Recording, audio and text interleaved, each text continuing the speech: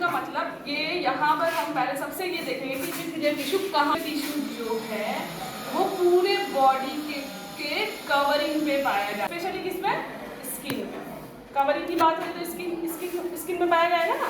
देखिए अच्छा, ये ना बॉडी को ऊपर से भी कवर करता है और अंदर से भी कवर करता है। जैसे अगर ये मैं बना रही हूँ स्टमक, ठीक है, तो इसमें जो है कि ये जो इसके अंदर की लाइनिंग है ना, इसको भी कवर कर रहा है, ठीक है। और हम लोग की स्किन है और बॉडी के डिफरेंट पार्ट्स हैं, पूरी बॉडी को ही कवर कर रहा है। और जितने भी ऑर्गन्स हैं ना, उनको इंटरनली भी ये पेंट कर रहा है। समझ लीजिए एक तरह से वाल पुट्टी समझते हो, तो बस वही वाल पुट्टी है ये, ठीक है, जो कि किस चीज की बनी हुई है, एपिथेलियल टिश्यू की बनी हुई है, ठीक है।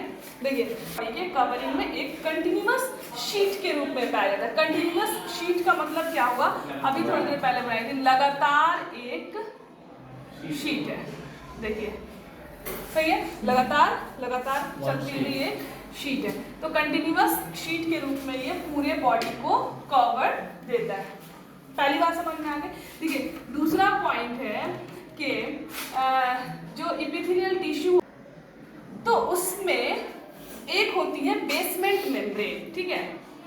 बेसमेंट मेम्ब्रेन या हम उसको बेसल मेम्ब्रेन भी कहते हैं। जो भी सेल्स होते हैं ना, वो एक बेसमेंट होता है और उसके ऊपर अरेंज होते हैं, ठीक है।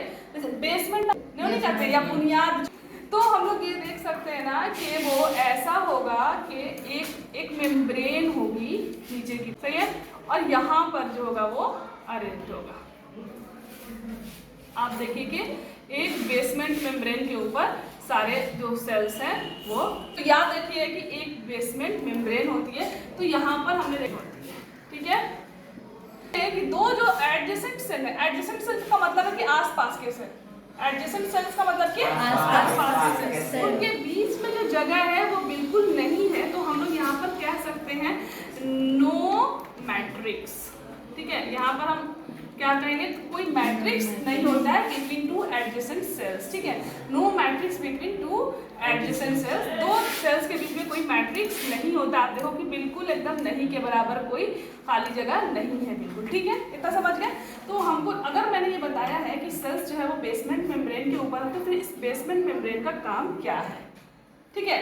शुभम समझ रहे हो इस बेसमेंट मेम्ब्रेन का काम क्या है? इस बेसमेंट मेम्ब्रेन का दो काम है, ठीक है।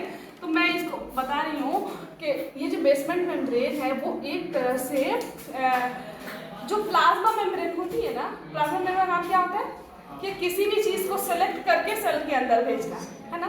तो वैसे ही ये जो बेसमेंट मेम्ब्रेन है वो act as a selective permeable membrane भी कह सकते हैं और सेलेक्टिव मेम्ब्रेन भी कह सकते हैं। यहाँ पर लिख लीजिए कि वहाँ पर और बना आगे बात समझ में, जिससे क्या होता है चीजें सेलेक्ट होकर के अंदर जाती है, क्योंकि इसका काम जो होता है ना, एपिथेलियल टिश्यू का काम क्या है, प्रोटेक्शन। अगर आप बताइए इसके अंदर हर चीज चली जाएगी तो ये कैसे प्रोटेक्ट करेगी चीजों को, बॉडी के पार्ट्स को कैसे प्रोटेक्ट करेगी, ठीक है। दूसरा काम है इसका सिक्रेशन, वो मैं बताऊंगी अभी आगे कैसे। और तीसरा काम है इसका एब्जॉर्प्शन, चीजों को ये एब्जॉर्ब भी करती है, ठीक है। एब्जॉर्प्शन ये कहाँ करती होगी बताइए, एल्वियोली में ऑक्सीजन को, इसके अलावा विलाई में न्यूट्रिएंट्स को, विलाई में मतलब कि स्मॉल इंटेस्टाइन में न्यूट्रिएंट्स को। आपको आ रही बात समझ में? तो इसका एब्जॉर्प्शन और सिक्रेशन भी का, और सिक्रेशन कहाँ पर करती होगी है कि जो भी कोई ग्लैंड्स है उसमें से चीज, कोई भी, जैसे स्टमक बनाया था, स्टमक के अंदर से ही ना गैस्ट्रिक जूस निकलता है, तो सिक्रेशन का मतलब स्रावित होना या कुछ निकालना, तो ये सिक्रेशन भी करती है। प्रोटेक्शन कैसे करती है कि हमारे पूरे स्किन में है एब्जॉर्प्शन, प्रोटेक्शन, सिक्रेशन है एब्जॉर्प्शन। बात समझ में आ गई। तो ये एक सिलेक्टिव परमिएबल मेम्ब्रेन का काम करती है, क्योंकि इसको प्रोटेक्ट करना है, तो इसलिए चीजों को देख देख के अंदर जाने देती है, ठीक है। ये नहीं कि कोई भी चीज अंदर चली जाए। आगे बात समझ में, ठीक है। ये वाला जो एरिया है ना, इसको हम लोग कहते हैं बेसल साइड, ठीक है। बेसल इसका जो बेसमेंट मेम्ब्रेन की तरफ होता है ना, उसको हम बेसल साइड कहते हैं। इसको हम लोग क्या बोलते हैं, एपिकल साइड बोलते हैं। क्या बोलते हैं बच्चों, एपिकल साइड, ठीक है। तो अगर हम लोग, ये तो मैंने एक लेयर में बनाई है ना, यानी कि ये सिंपल एपिथेलियल टिश्यूज होंगे, क्योंकि मैंने क्या कहा था अभी थोड़ी देर पहले कि सिंपल एपिथेलियल टिश्यू है स्ट्रैटिफाइड एपिथेलियल टिश्यू, दो टाइप है इस एपिथेलियल टिश्यू के। जो सिंपल एपिथेलियल टिश्यू होते हैं ना उनमें एक ही लेयर होता है सेल्स का, तो इसके लिए ना जो सिक्रेशन होगा और एब्जॉर्प्शन होगा आसानी से हो जाएगा क्योंकि एक ही लेयर है सेल्स के, है ना। तो इसमें से कोई चीज़ अंदर जाना या बाहर निकलना आसानी हो जाती है ना, हाँ। लेकिन अगर स्ट्रेटिफाइड होगा ना तो उसमें सिक्रेशन और एब्जॉर्प्शन कम होगा, उसमें प्रोटेक्शन ज़्यादा होगा क्योंकि उसमें कई लेयर्स होंगी सेल्स की। इतना आ रही बात। क्या कर रहा है, पहला काम क्या था कि ये एक परमेबल मेम्ब्रेन जैसा काम कर रहा है। इसका दूसरा काम किसका, बेसमेंट मेम्ब्रेन का दूसरा काम ब्लड वेसल नहीं होती है। तो बस यहाँ पर क्या होती है, नर्व्स होती है, हाँ। और इसके अंदर ब्लड वेसल होती तो है पर वो बेसमेंट मेम्ब्रेन के नीचे होती है। आप एक चीज गौर कीजिएगा कि जब स्किन ही सिर्फ छिलती है तो ब्लड नहीं निकलता है, गौर किए हो, हाँ। क्योंकि स्किन जो एपिथेलियल टिश्यू से बनी है और एपिथेलियल टिश्यू में ब्लड वेसल की सप्लाई नहीं होती है, उसके जस्ट नीचे होती है। पता है कि यहाँ से बेसमेंट मेम्ब्रेन जो है वो चीज़ों को सप्लाई करने में मदद करती है। चीज़ों को मतलब कि जो भी न्यूट्रिएंट्स वगैरह हैं तो किस तरह से जाता है। मान लीजिए कि ये कोई ब्लड वेसल है यहाँ से, अब यहाँ पर कोई बेसमेंट मेम्ब्रेन है तब ना यहाँ पर कोई सेल होगा, टिश्यू होगा, हाँ। अरे बस समझ में, यहाँ पर कोई ब्लड वेसल, तो यहाँ से ना जो भी चीज़ें जाती है ना इसके अंदर वो किस प्रोसेस से जाती है बच्चों, डिफ्यूजन के प्रोसेस। मालूम है ना कि हर सेल से सेल में कोई चीजें डिफ्यूजन के प्रोसेस से जाती है, ठीक है।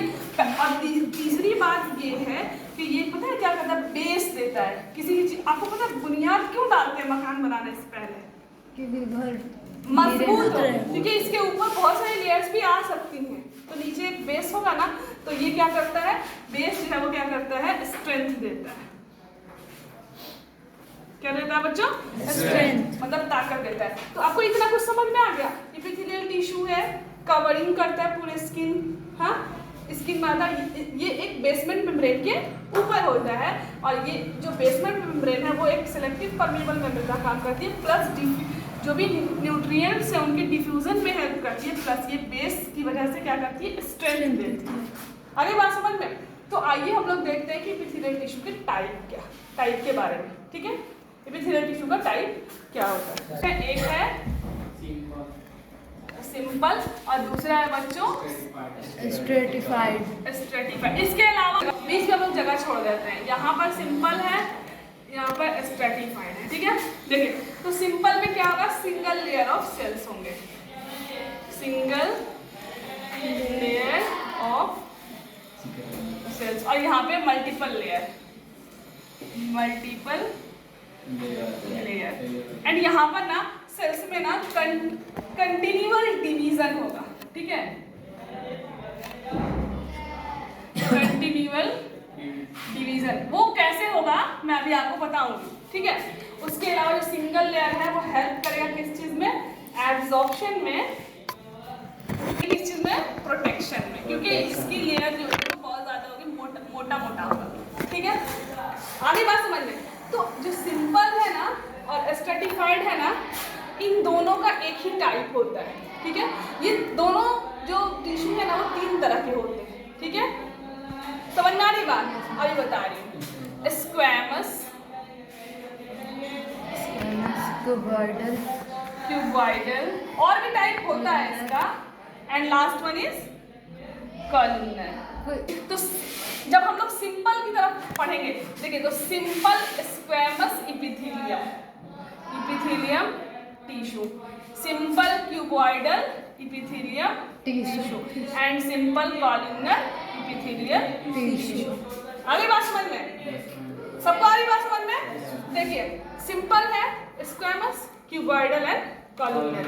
तो स्क्वैमस में भी simple squamous epithelium, simple cuboidal epithelium and simple columnar epithelium. आगे बात समझ में। अब हम लोग देखेंगे, क्योंकि मैंने यहाँ पर शुरू में बताया है सिंगल लेयर ऑफ सेल्स होंगे, तो जो स्क्वैमस होंगे ना वो देखिए किस तरीके से होंगे, इस तरह के सेल्स होंगे, क्योंकि हमने देखा है कि इसके बीच में जगह नहीं होनी चाहिए, एक लेयर के सेल्स है जो साइड से थोड़े मतलब पतले सेल्स होंगे। आगे बात समझ में। क्यूबॉइडल, क्यूब कैसा शेप का होता है, स्क्वायरी शेप का होता है ना, तो वो ऐसा होगा। ये किसकी बात हो रही है, सिंपल की, जिसमें सिंगल लेयर ऑफ सेल्स है, सिंपल जिसमें सिंगल लेयर ऑफ सेल्स है, ये क्यूबॉइडल है। आपको और एक एक लेयर है ना सेल्स की, और कॉलमनर जो होंगे वो कॉलम शेप के होंगे और वो थोड़ा ऐसे लंबे होंगे, ठीक है। और इनकी जो न्यूक्लियस होगी ना, ध्यान देना जरा, वो नीचे की तरफ होगी। बन गया। ये तीनों जो है वो क्या है, सिंपल है, जिसमें सिंगल लेयर ऑफ सेल्स है। और ये है स्क्वैमस, और ये है क्यूबॉइडल, एंड ये है कॉलमनर। आगे बात समझ में, जिसमें सिंगल लेयर ऑफ सेल्स है, ठीक है, जो कि क्या काम कर रहा है, एब्जॉर्प्शन का और सिक्रेशन का बहुत अच्छा काम करे, क्योंकि एक लेयर से कोई भी चीज निकलना और कोई भी चीज उसके अंदर जाना बहुत थोड़ा इजी होता है। आ रही बात समझ में कि नहीं आ रही? आ रही है पक्का? ओके, तो अब हम लोग बात करते हैं स्ट्रैटिफाइड की। देखिए, तो जब इधर से बात आती है तो स्ट्रैटिफाइड स्क्वैमस इपिथेलियम, ठीक है, स्ट्रैटिफाइड क्यूबॉइडल इपिथेलियम, हाँ, एंड स्ट्रैटिफाइड कॉलमनर इपिथेलियम। आगे बात समझ में, जैसे हम कह रहे थे ना, simple squamous, simple cuboidal and simple columnar, वैसे stratified squamous, stratified cuboidal and stratified columnar. आगे बात समझ में, कोई दिक्कत है? नहीं ना। और मैंने क्या कहा था कि ये मल्टीपल लेयर होगी, तो पहले तो उसको प्रूव करना होगा। तो देखिए, जब भी हम, एक बात हमेशा ध्यान रखिएगा, अगर कोई आपको बोलेगा स्ट्रैटिफाइड स्क्वैमस इपिथेलियम बनाइए, तो फटाफट मालूम है क्या करेंगे, जो ये वाला सेल होगा ना वो सबसे ऊपर रहेगा, ठीक है, और बीच में ये सेल्स होंगे, एंड नीचे जो होंगे वो कॉलमनर हो जाएंगे। हो गया। और यहाँ पर एक बेसमेंट मेम्ब्रेन आ जाएगी। देखिए, ये बेसमेंट मेम्ब्रेन बनाना जरूरी है। अगर बात समझ में, तो ये हो जाएगा स्ट्रैटिफाइड स्क्वैमस। अच्छा, अगर स्ट्रैटिफाइड क्यूबॉइडल बनाना है तो आप क्या करोगे मालूम है, ये वाला सेल ऊपर हो जाएगा और ये सारे ऐसे करके नीचे हो जाएंगे, ठीक है। आगे बात समझ में, अगर स्ट्रैटिफाइड कॉलमनर बनाएंगे तो ये वाले सेल्स ऊपर हो जाएंगे और बीच में ऐसे वाले आ जाएंगे, या फिर क्यूबॉइडल भी आ सकते हैं, ठीक है। और फिर हम लोग ऐसा बना लेंगे, ठीक है। आपको समझ में आ गया तीनों में डिफरेंस? हाँ, क्या है, इसमें तो सिंगल लेयर था, है ना, और इसमें जो है कि मल्टीपल लेयर है। एंड बनाने का तरीका क्या है कि जब स्क्वैमस होगा तो हमेशा स्क्वैमस ऊपर की तरफ होगा, क्यूबॉइडल होगा अगर स्ट्रैटिफाइड है तो क्यूबॉइडल शेप का ऊपर होगा, एंड कॉलमनर होगा तो कॉलम शेप वाला जो होगा वो ऊपर की साइड होगा। मैं दूसरी लाइन यहाँ पर लिखी है कंटिन्यूअल डिवीजन। कंटिन्यूअल डिवीजन का ये मतलब है कि देखिए, ये वाले जो ऊपर वाले सेल्स है ना वो हमेशा शेड हो जाते हैं। जैसे मैं अगर यूं कर रही हूँ ना तो मेरे बहुत सारे सेल्स टूट रहे हैं, ये प्रोटेक्शन का है, तो यानी कि हमारे बॉडी के ऊपर की तरफ है। ये जो है ना स्ट्रैटिफाइड जो है ना वो हमेशा बॉडी के ऊपर की तरफ होते हैं। आगे बात समझ में, देखिए, तो अगर ये शेड हो रहा है, झड़ रहा है, निकल रहा है, तो ये वाला ना इसका रूप लेगा, एंड ये वाला इसका रूप लेगा, मतलब चेंज हो जाएगा इसमें। एंड ये जो बेसमेंट मेम्ब्रेन है ना वो न्यू सेल्स बनाएगी। बेसमेंट मेम्ब्रेन जो है वो नीचे से न्यू सेल्स बनाएगी, इसीलिए कहा जा रहा है कि इसमें कंटिन्यूअल डिवीजन होगा। अभी बात समझ में, कैसे होगा कि ये वाला निकल जाएगा, शेड आउट हो जाएगा बॉडी से, और ये ऊपर की तरफ बढ़ता जाएगा और नीचे से नए सेल्स बनते जाएंगे, जो कि कौन बनाएगी, बेसमेंट मेम्ब्रेन या बेसल मेम्ब्रेन बनाएगी। आगे बात समझ में आ रही है कि नहीं आ रही है? ठीक है, तो ये तीनों जो है कि उसके टाइप थे। उसके अलावा मैंने क्या कहा कि अगर मल्टीपल लेयर होगा, मोटा होगा, जिसकी वजह से क्या करेगा, ये प्रोटेक्शन का काम करेगा। कोई दिक्कत है? हाँ, तो ये हम लोग के एपिथेलियल टिश्यू का टाइप था। समझ में आ गया?